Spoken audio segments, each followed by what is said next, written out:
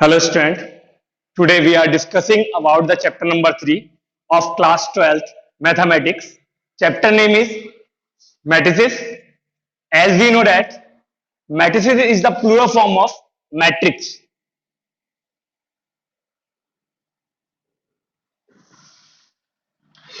Simple way में हम इस मैट्रिक्स को समझ लेते हैं क्योंकि जो अभी तक सारे चैप्टर्स हम लोगों ने कवर किए थे, chapter number first, chapter number second, उनके बारे में हमने प्रीवियस क्लासेस में कुछ ना कुछ स्टडी किया था।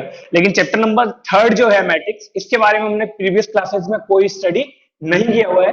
तो हम इसकी सबसे पहले इसकी डेफिनेशन समझते हैं, मैट्रिक्स क्या होते हैं। तो एक सिंपल वे में आपको एक डेफिनेशन समझाता हूँ। एक रेक्टेंगुलर अरेंजमेंट, किनका रेक्टेंगुलर अरेंजमेंट? कुछ नंबर्स का, ऑब्जेक्ट्स का या फिर फंक्शंस का एक रेक्टेंगुलर जो अरेंजमेंट होगा वो मैट्रिक्स फॉर्म करेगा। मैं डेफिनेशन लिखता हूं फिर आपको समझाता हूं उसके बारे में। N ordered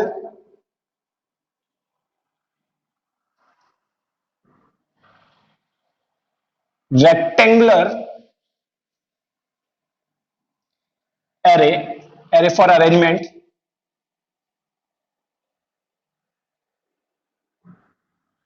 an ordered rectangular arrangement of numbers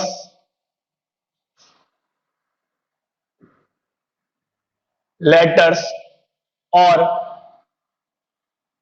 functions is called matrix.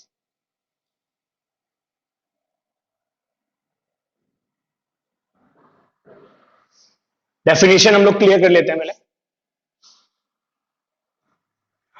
And ordered, ये जो वर्ड ऑर्डर्ड है इसको मैं बाद में एक्सप्लेन करता हूं with the help of example. बाकी चीजें समझते हैं।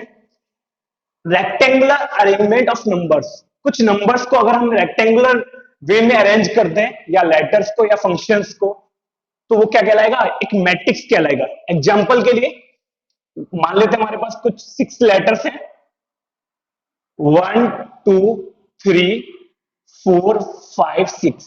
ये जो अरेंजमेंट लिखा हुआ है वो एक रेक्टेंगल की शेप में है। सेकंड वन एक और एग्जांपल ले लेते हैं, 1 2 3 4 5 6। एक और ले लेते हैं, ए बी सी डी और cos x sin x cos x। ये सारे के सारे जो फॉर्म जनरेट कर रहे हैं वो रेक्टेंगुलर फॉर्म में है। ये जो नंबर्स लिखे हुए हैं, यहां भी कुछ नंबर्स हैं, यहां लेटर्स हैं और यहां आपके फंक्शंस हैं। sin x cos x सारे के सारे ये ट्रिग्नोमेट्रिक फंक्शन है। इनका एक रेक्टेंगुलर अरेंजमेंट किया गया है। क्या ये जो फॉर्म लिखी हुई है ये मैट्रिसेस होंगे? नहीं। क्यों? मैट्रिक्स को रिप्रेजेंट करने के लिए हम नंबर्स को या जो लेटर्स हैं या फिर फंक्शंस हैं उन्हें या तो बॉक्स ब्रैकेट में बंद करते हैं या स्मॉल ब्रैकेट को यूज करते हैं या फिर डबल लाइन ब्रैकेट। तो अगर हम इन नंबर्स को एक बॉक्स ब्रैकेट की हेल्प से क्लोज कर लेते हैं, बंद कर लेते हैं बॉक्स ब्रैकेट में, तो ये जो अरेंजमेंट होगा वो एक मैट्रिक्स फॉर्म करेगा। तो ये जो अरेंजमेंट है ये क्या हो गया? एक मैट्रिक्स हो गया। सिमिलरली अगर यहां भी हम अगर बॉक्स ब्रैकेट का यूज करते हैं, अब ये जो भी अरेंजमेंट थे सारे के सारे मैट्रिक्स हो गए। अब ये जो मैट्रिक्स है इनके बारे में थोड़ा समझ लेते हैं। ये जो मैट्रिक्स है वो नंबर्स के फॉर्म में, इनमें नंबर्स आ रहे हैं, यहाँ इंग्लिश अल्फाबेट्स आ रहे हैं यानी लेटर्स आ रहे हैं और यहाँ फंक्शंस आ रहे हैं। तो ये जो भी अरेंजमेंट थे वो सारे के सारे मैट्रिक्स हैं। तो मैट्रिक्स को डेफिनेशन हम क्लियर कर लेते हैं दोबारा से। अभी मैंने आपको बताया था कि जो रेक्टेंगुलर अरेंजमेंट होगा, किनका रेक्टेंगुलर अरेंजमेंट होगा? नंबर्स का। यहाँ देखिए नंबर्स रेक्टेंगुलर फॉर्म में लिखे हुए हैं, तो ये जो अरेंजमेंट है यहाँ भी कुछ नंबर्स रेक्टेंगुलर फॉर्म में लिखे हुए हैं और लेटर्स का या फिर फंक्शंस का। तो ये जो रेक्टेंगुलर अरेंजमेंट होंगे वो क्या होंगे? मैट्रिसेस होंगे। तो ये सारे के सारे एग्जांपल्स किसके हैं? मैट्रिसेस के। क्लियर? अब एक और वर्ड था डेफिनेशन में, ऑर्डर्ड। ऑर्डर्ड से मतलब क्या है? ऑर्डर्ड से मतलब है कि अगर ये जो लेटर्स लिखे हुए हैं, अगर इनकी पोजीशन जो है फिक्स होनी चाहिए। फिक्स का मतलब आपको पता होना चाहिए 1 कौन सी प्लेस पे लिखा हुआ है, 2 कौन सी प्लेस पे लिखा हुआ है, 3 कौन सी प्लेस पे लिखा हुआ है। अगर मैं यहां थोड़ा सा चेंज करता हूं 5 6, इस अरेंजमेंट में और इस अरेंजमेंट में देखो एक बेसिक सा चेंज है, 2 और 3 को हमने आपस में रिप्लेस किया है। तो ये जो अरेंजमेंट होंगे, ये दोनों मैट्रिसेस जो होंगे वो आपस में इक्वल नहीं होंगे, ये दोनों आपस में क्या हो जाएंगे, अनइक्वल हो जाएंगे या डिफरेंट हो जाएंगे। तो ये आपको पता होना चाहिए। ऑर्डर्ड का मतलब बस यहाँ ये था कि आपको हर एलिमेंट की पोजीशन फिक्स होनी चाहिए, आपको पता होना चाहिए कि कौन सा एलिमेंट कौन सी पोजीशन पे लिखा जाना है। तो यहाँ पोजीशन चेंज होने के बाद ये मैट्रिसेस भी चेंज हो जाएंगे। जब आप लोग आगे जब टॉपिक पढ़ेंगे इक्वलिटी ऑफ मैट्रिसेस, तब आपको एक्सप्लेन किया जाएगा ये आखिर आपस में अनइक्वल क्यों है, आपस में ये अलग अलग क्यों है। तो एग्जांपल्स के हेल्प से आप लोगों ने समझ लिया कि मैट्रिक्स क्या है और ऑर्डर्ड रेक्टेंगुलर एलिमेंट है किसका, नंबर्स का, लेटर्स का या फंक्शंस का। ठीक है, कुछ एग्जांपल्स हम लोगों ने देखे थे। अब आपको पता है मैट्रिक्स के लिए हम कौन कौन से ब्रैकेट यूज कर सकते हैं, बॉक्स ब्रैकेट, स्मॉल ब्रैकेट या डबल लाइन ब्रैकेट। ये थी आपकी मैट्रिक्स की डेफिनेशन। इसी में आगे हम कुछ जोड़ लेते हैं। Matrices are denoted by capital A, capital V, capital C and so on. या कह सकते हैं अगर हम मैट्रिसेस को कुछ नेमिंग करना चाहते हैं, अगर हम उनको कुछ नाम देना चाहते हैं, तो हम उन्हें कैपिटल लेटर से डिनोट करेंगे। अगर मैं बोलूं मैट्रिक्स ए, तो इसका मतलब है मैं मैट्रिक्स कैपिटल ए बोलने की कोशिश कर रहा हूं। तो अगर मैं इसको नाम ए दूंगा तो मुझे यहाँ कैपिटल ए लिखना पड़ेगा। अगर मैं इसको सेकंड को नेम बी देता हूं तो यहाँ capital V, similarly capital C और यहाँ कैपिटल डी। तो अगर मैट्रिक्स से, अगर आपको टीचर्स बोलते हैं कि मैट्रिक्स ए आपको नोट करना है, तो मैट्रिक्स ए नोट करने के लिए आपको टीचर से डिस्कस नहीं करना है कि सर कैपिटल ए है स्मॉल ए। मैट्रिसेस हमेशा कैपिटल में लिखे जाएंगे, तो आपको कैपिटल ए ही लिखना है। क्लियर। तो मैट्रिसेस किससे डिनोट किए जाते हैं, capital A, capital B, capital C. इससे लिख सकते हैं कैपिटल लेटर्स ऑफ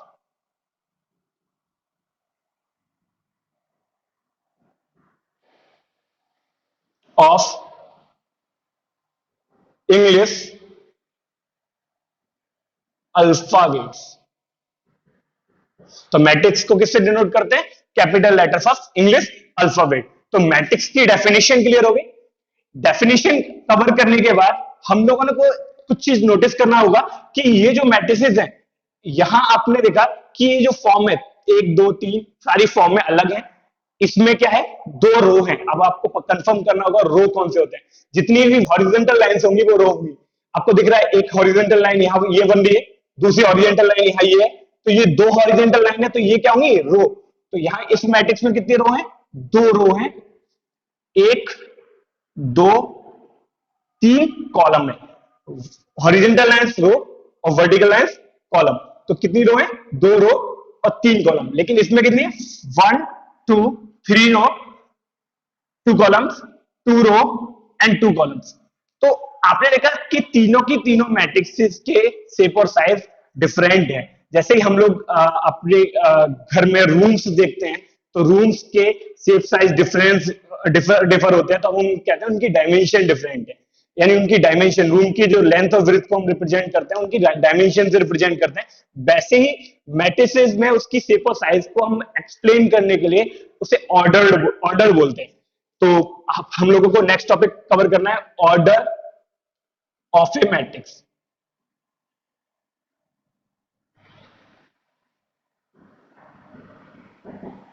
किसी भी मैट्रिक्स का ऑर्डर क्या होता है, तो ऑर्डर के लिए सिंपल से एक फॉर्मूला लिख लेते हैं हम लोग। ऑर्डर इक्वल होगा नंबर ऑफ रोज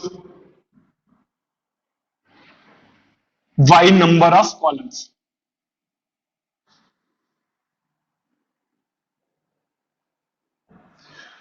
तो देख लेते हैं यहां कितनी रो थी, 1 और 1 2। तो यहां इसका ऑर्डर होगा 2y।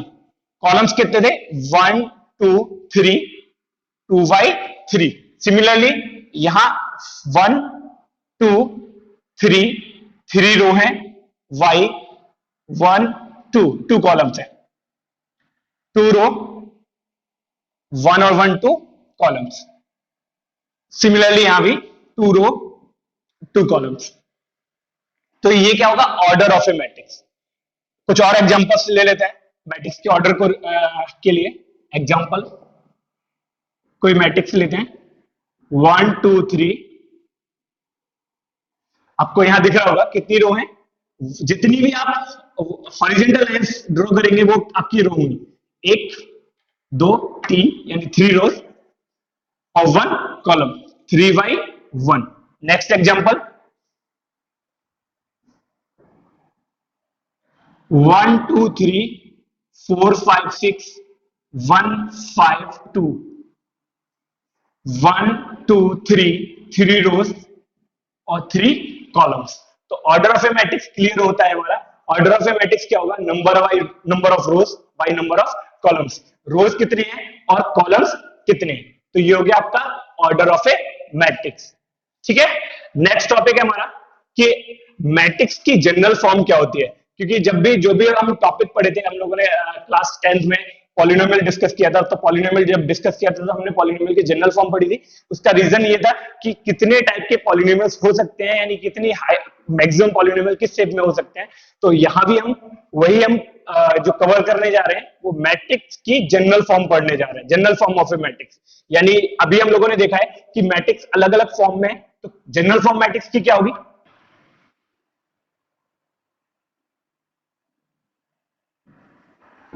General form of a matrix, किसी भी मैट्रिक्स की जनरल फॉर्म। जनरल फॉर्म से मतलब है एक ऐसी मैट्रिक्स जो सारी मैट्रिक्स को रिप्रेजेंट करे। तो मान लेते हैं कोई एक m/n की मैट्रिक्स है जिसका ऑर्डर m/n है।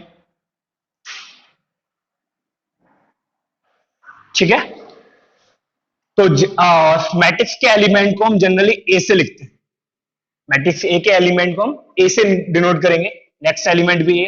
अब इनमें कोई भी डिफरेंस नहीं है, तो डिफरेंस क्रिएट करने के लिए या पोजीशन फिक्स करने के लिए हम जनरल एलिमेंट को aij से लिखते हैं। जनरल एलिमेंट का मतलब वो एलिमेंट जो सारे एलिमेंट को रिप्रेजेंट कर रहा हो।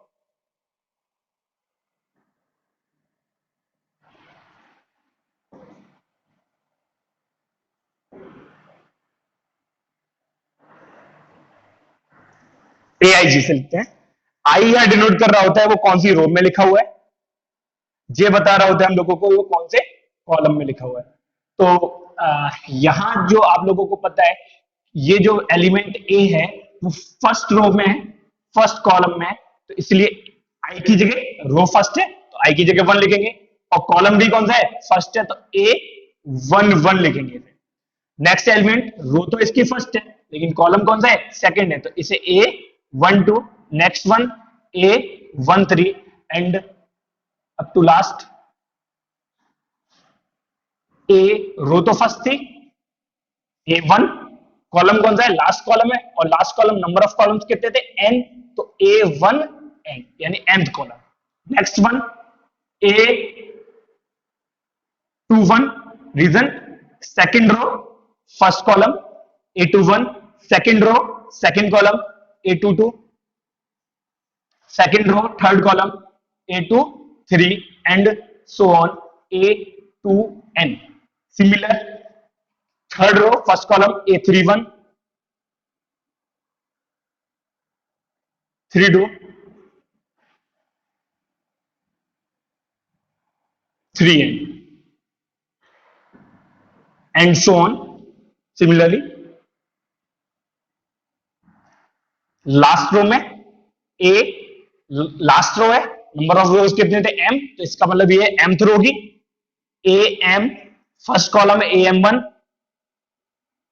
am2 am3 and last one amn, mth row nth column. तो ये हो गई मैट्रिक्स की जनरल फॉर्म। जनरल फॉर्म पढ़ने का रीजन क्या था, जो भी क्वेश्चन हमें मैट्रिक्स के करने होंगे या जो मैट्रिक्स जिस फॉर्म में दी होगी वो हमेशा जनरल फॉर्म में दी होगी।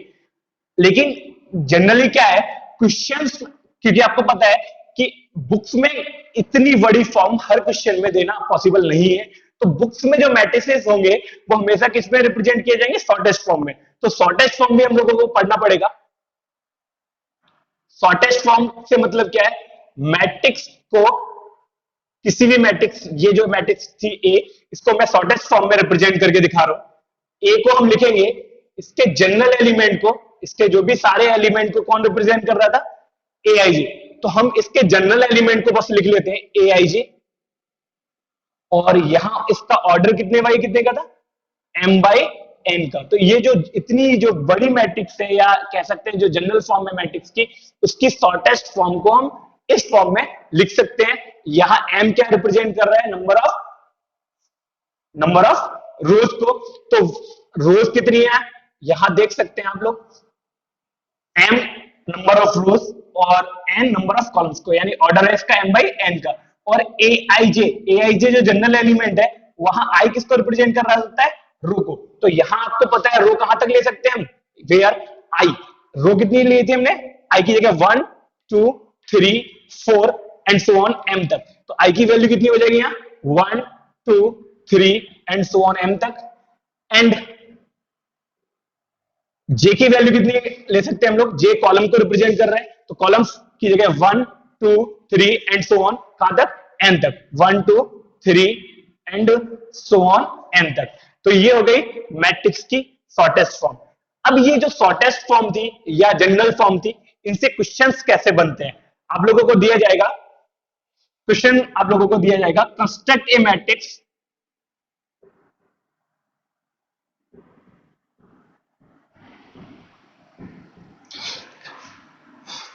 ए बराबर A I G 2/3 where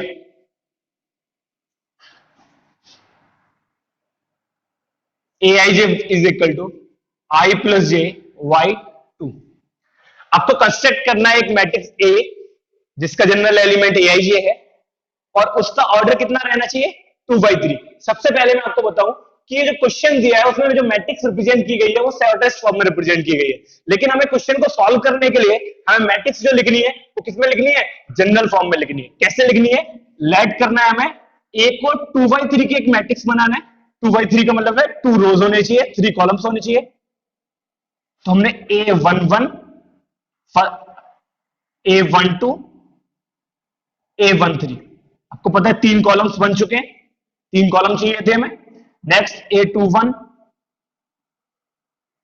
A22 A23, 2 रो बन चुके हैं, हमें 2 रोज और 3 कॉलम्स चाहिए थे, तो हमने ए बना लिया है।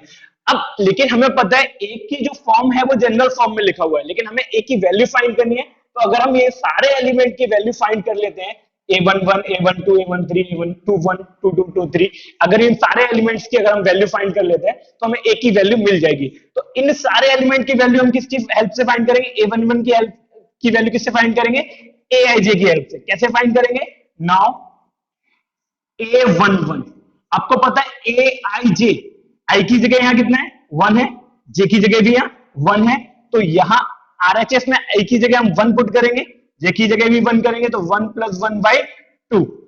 क्लियर, क्योंकि आपको पता है अगर हम इधर कंपेयर करते हैं aij को A11 से, तो आई की जगह हमें 1 मिलेगा और जे की जगह भी 1 मिलेगा, तो हमने आरएचएस में आई और जे की जगह दोनों की जगह 1 1 पुट किया, तो 2/2 इट्स मीन 1। क्लियर हुआ। नेक्स्ट A12 हमें फाइंड करना है, A12 के लिए आई की जगह आपको दिख रहा है फिर से 1 मिलेगा, लेकिन जे की जगह कितना मिलेगा, 2 मिलेगा। तो आई की जगह हम 1 पुट करेंगे, जे की जगह 2 करेंगे, 1 + 2/2 it's mean 3/2। Similar A13 find करना है हमें, तो 1 + 3/2 4/2 it's mean 2। A21 next element, 2 + 1/2 it's mean 3/2। Next element है A22, तो आई की जगह कितना मिल रहा है हमें, 2। नेक्स्ट जे की जगह भी 2, तो आरएसएस में लगाएंगे 2 + 2/2 2 + 2/2 4/2 it's mean 2। Next one A23 2 + 3/2 it's mean 5/2। सारे एलिमेंट हम लोगों ने फाइंड कर लिए हैं। तो अगर हम इसका आंसर जो लिखेंगे तो यहां आंसर लिख सकते हैं, तो देन ए की वैल्यू जो मिलेगी हमें, ए की वैल्यू क्या थी, यदि A11 की वैल्यू कितनी हमने फाइंड की है, 1। A12 की वैल्यू कितनी हमने फाइंड की है, 3/2। नेक्स्ट A31 सॉरी A13 की वैल्यू कितनी फाइंड की हम लोगों ने 2, A21 की वैल्यू कितनी फाइंड की है 3/2 एंड 22 की 2 और 5/2। This one is answer. आगे भी हम कुछ और एग्जांपल्स इसी पे डिस्कस करेंगे। सेकंड एग्जांपल को डिस्कस करते हैं हम लोग।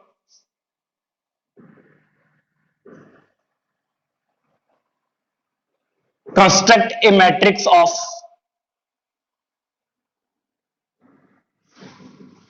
Order 2/2 where Aij is equal to mod of I minus 2j y3। वही क्वेश्चन है लेकिन वहां आपको शॉर्टेस्ट फॉर्म में मैट्रिक्स दिया हुआ था, यहाँ केवल आपको बोला हुआ है कंस्ट्रक्ट ये मैट्रिक्स। एक मैट्रिक्स कंस्ट्रक्ट करनी है ऑफ ऑर्डर 2/2। आपको एक मैट्रिक्स कंस्ट्रक्ट करनी है ऑर्डर 2/2 की, यानी 2 रोज लेनी है और 2 ही कॉलम्स लेने हैं। जनरल एलिमेंट दे रखा है मॉड में लिखा हुआ है ये I minus 2j whole mod upon 3। तो सबसे पहले हम क्या करेंगे, लेट कर लेंगे। लेट कोई मैट्रिक्स A है जिसके आपको पता है 2/2 की लेनी है, तो 2 रो लेनी है। तो A11 A12 A21 A22। आपको पता है ये 2/2 के एक मैट्रिक्स हम लोगों ने कंस्ट्रक्ट कर लिया है। अगर हम इन सारे एलिमेंट की वैल्यूज फाइंड कर लेते हैं तो हमें ए की वैल्यू फाइंड हो जाएगी। तो हमें सबसे पहले क्या करना है, इन सारे एलिमेंट्स की वैल्यूज फाइंड करनी है। तो नाउ A11 जनरल एलिमेंट है आपका mod of I minus 2j। Compare करेंगे इसे, I की जगह हमें 1 मिल रहा है, j की जगह भी 1 मिल रहा है, पुट करेंगे RHS में तो 1 minus 2 into 1 upon 3। It's mean mod of 1 minus 2 बन जाए 2, 1 माइनस 2 करेंगे आपको -1 मिलेगा, -1 अपॉन 3। -1 का मॉड आपको पता है +1 ही मिलने वाला है, तो 1/3। सिमिलर A12 फाइंड करते हैं। तो मॉड ऑफ कंपेयर करिए, I की जगह 1 है, J की जगह 2 है, पुट करेंगे 1 माइनस 2 इंटू 2 y3। तो 1 माइनस 2 2 4 y3। 1 माइनस 4 कितना होगा -3 का मॉड कितना आने वाला है 3 y3। It's mean 1। Next one A21 I की जगह तो 2 पुट करने में और J की जगह 1, तो 2 minus 2 into 1 y3। 2 minus 2 y3। 2 minus 2 आपको पता है 0 होने वाला है, 0 का मॉड 0 रहेगा, 0/3। It's mean 0। लास्ट एलिमेंट है A22। A22 क्या होगा, I की जगह 2 और J की जगह भी 2 पुट करना है, तो यहां हो जाएगा आपके पास 2 minus 2 into 2 whole upon 3। 2 minus 2 2 4 whole upon 3। 2 minus 4 -2 का मॉड पॉजिटिव 2 आएगा अपॉन 3। सारे एलिमेंट हम लोगों ने फाइंड कर लिए, तो देन A बराबर हो जाएगा 1/3 1 0। आपको पता है A11 लिखना था, A11 की वैल्यू 1/3 फाइंड की हम लोगों ने। A12 1 A21 0 A22 2/3। यही आपका रिक्वायर्ड आंसर है, एक ही वैल्यू है। तो 2 एग्जांपल्स किए हुए हैं हम लोगों ने। हम लोग और भी एग्जांपल्स ऐसे डिस्कस कर सकते हैं एक्सरसाइजेज में, और एनसीईआरटी बुक के एग्जांपल्स में आपको काफी ऐसे क्वेश्चंस मिलेंगे, तो उन्हें हम साथ के साथ डिस्कस कर लेंगे। अब सेकंड टाइप के जो क्वेश्चंस हमें मिलने वाले हैं वो क्या होंगे, आपको क्वेश्चन दिया होगा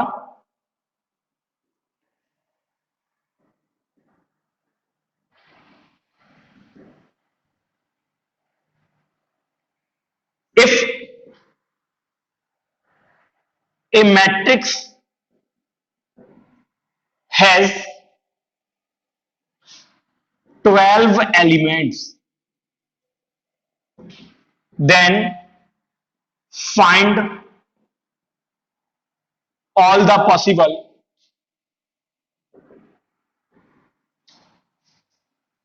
orders of the matrix। आपको बोला हुआ है इन्होंने मैट्रिक्स में, आपकी मैट्रिक्स में कितने एलिमेंट्स हैं? 12 एलिमेंट हैं। Find all the possible orders of matrix, यानी उस मैट्रिक्स के कितने पॉसिबल ऑर्डर्स बन सकते हैं। तो इसे समझने के लिए सबसे पहले हम एक सिंपल सा एक एग्जांपल ले लेते हैं। लेट देयर आर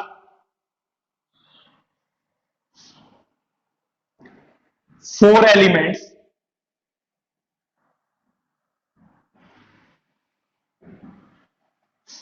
एलिमेंट्स है 1 2 3 and 4। Then find all the possible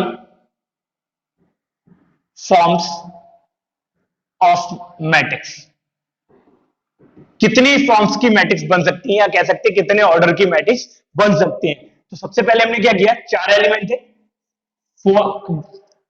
सारे एलिमेंट्स को हमने रो में अरेंज कर लिया 1 2 3 4।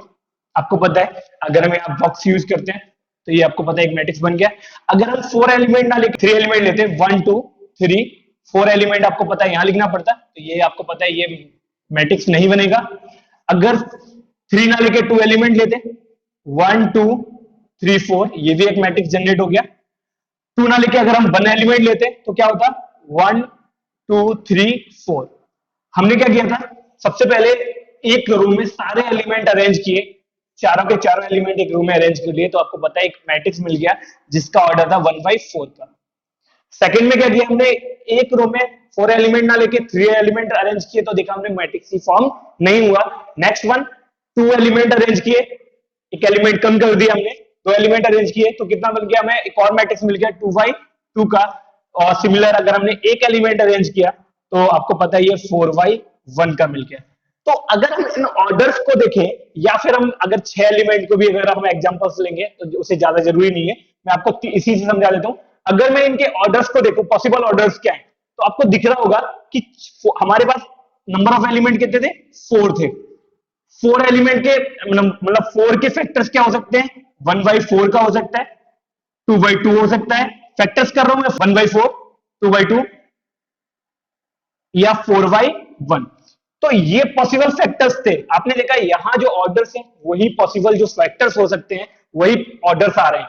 तो आपको कुछ नहीं करना, अगर आपसे कहा गया है कि मैट्रिक्स में 12 एलिमेंट है, 18 एलिमेंट है, 15 एलिमेंट है, जितने भी एलिमेंट है, आपको अगर उनके पॉसिबल ऑर्डर्स अगर फाइंड करने हो तो आपको जो भी एलिमेंट्स है उनके पॉसिबल फैक्टर्स कितने बन सकते हैं, जितने भी पॉसिबल फैक्टर्स बन सकते हैं वही उसके पॉसिबल ऑर्डर्स होंगे। जैसे कि हमने देखा कि हमारे पास 4 एलिमेंट्स थे, 4 एलिमेंट्स के फैक्टर क्या हो सकते थे, 1 into 4 कर सकते थे, 2 into 2 कर सकते थे, या 4 into 1 कर सकते थे। तो सिमिलरली अगर हम इस क्वेश्चन को करने जाएंगे,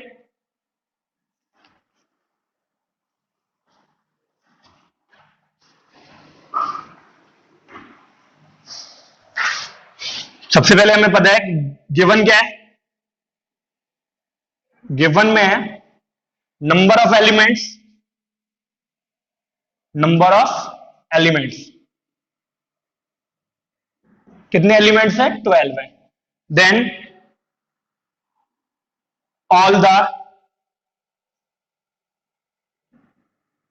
all the possible orders of matrix।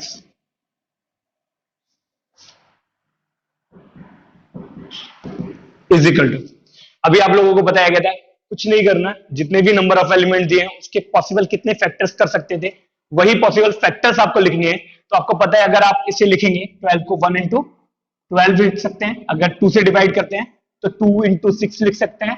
Similarly अगर हम 3 से डिवाइड करते हैं तो 3 4 जा 12 होता है, तो 3 into 4 लिख सकते हैं। 4 से करेंगे तो 4 into 3 लिख सकते हैं, 5 से होगा नहीं, 6 से होगा 6 into 2, 7 से होगा नहीं, 8 से होगा नहीं, 9 से होगा नहीं, नेक्स्ट लास्ट वन 12 into 1। ये हो गया आपके possible orders of the matrix. एक और एग्जांपल ले लेते हैं,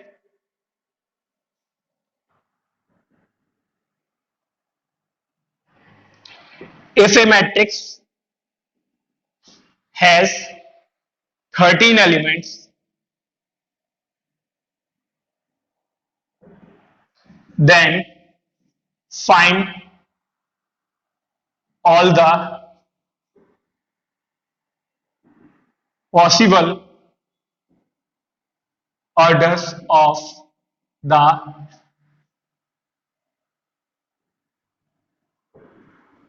मैट्रिक्स। वही बात है, सबसे पहले मैं गिवन में लिखना है कितने एलिमेंट थी, टोटल नंबर ऑफ एलिमेंट